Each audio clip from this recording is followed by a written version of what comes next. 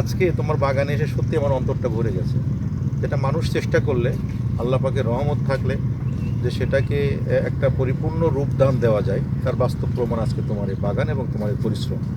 তা পরিশ্রমের ফল যে সুন্দর হয়, আজকে সেই ফলটা হাতে নিয়ে আমি অহংকার করে বলতে পারি যে তোমার ড্রাগন বাগান সত্যিকার অর্থে এত সুন্দরভাবে গুছিয়ে উঠেছে। আমি বিশ্বাস করি তোমার এখান থেকে তোমার একটা সুন্দর হাসি ফুটবে। তো আমরা যারা আছি, বিশেষ করে আমরা মহেশপুর দিয়ে শুরু করি। আমি নিজেও কিছু বাগান করব এখানে, কারণ যেহেতু আমার মায়ের দেশ এখানে, আমি এখানেই বড় হয়েছি।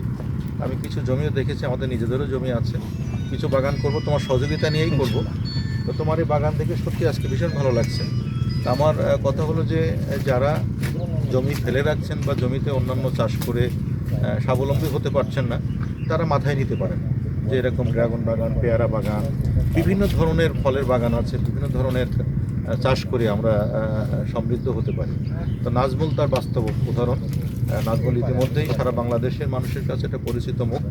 তার এই বাগান চর্চা এবং তার এই সুস্থ চিন্তার বহিঃপ্রকাশ আপনার ইতিমধ্যেই প্রমাণের সঙ্গে সেটা পেয়েছেন তার সমস্ত কর্মকাণ্ড। আমার বিশ্বাস যে আমরা যদি সবাই মিলেমিশে কাজ করতে পারি, একে অপরের সহযোগিতায় থাকতে পারি, তো তাহলে আমরা সবাই মিলে ভালো থাকবো। আপনাকে আমি 7 মাস আগে যখন আসছিলেন কিছু পেয়ারা চারা দিছিলাম, যে আপনি যখন গাজীপুরে একটা বাগান করবেন, এই চারাগুলো আপনি আমার বললেন যে ইতিমধ্যে খুব ভালো হয়েছে। আমি কিন্তু বিভিন্ন দেশের মধ্যে বিভিন্ন জেলায় আমি কিন্তু চারাগুলো পাঠিয়েছি, ওরা কিন্তু খুব ভালো আউটপুট পেয়েছে, বা আমাদের বাগানগুলো দেখে এরা কল্পনায় বা স্বপ্নের মতো মনে হইতো, কিন্তু ওদেরও বাস্তবায়ন হয়েছে এরকমভাবে। আর আরেকটা বিষয় বলি যে এই ড্রাগন বাগান কিন্তু আমরা কিন্তু অনেক টাকা ইনভেস্ট করে টায়ার দিয়ে বা সেই সনাতন পদ্ধতি বলে এভাবে করা হইতো, কিন্তু আমরা যখন শুরু করছি তখন কিন্তু একটু নতুনত্ব নিয়ে আসার চেষ্টা করেছি আর কি, যে কৃষক যেন স্বল্প খরচে মানে বাগানগুলো করতে পারে এবং আউটপুটটা ভালো হয়। তো এই যে পদ্ধতিটা, আপনি তো এর আগে একটা বাগান বোধহয় দেখছিলেন যে ড্রাগন বাগান টায়ার দিয়ে, এইটার মধ্যে আর এটার মধ্যে কি আপনার দৃষ্টিতে একটু পার্থক্য মনে হয়েছে? পার্থক্য অবশ্যই মনে হয়েছে, এটা তো খরচ কম হয়েছে। তুমি পাশাপাশি 2টা রড এবং মাঝখানে যে রডটা গেছে, টায়ারের যে পদ্ধতিটা ছিল সেটাকে তুমি আলাদা রূপে একটা করার চেষ্টা করেছো।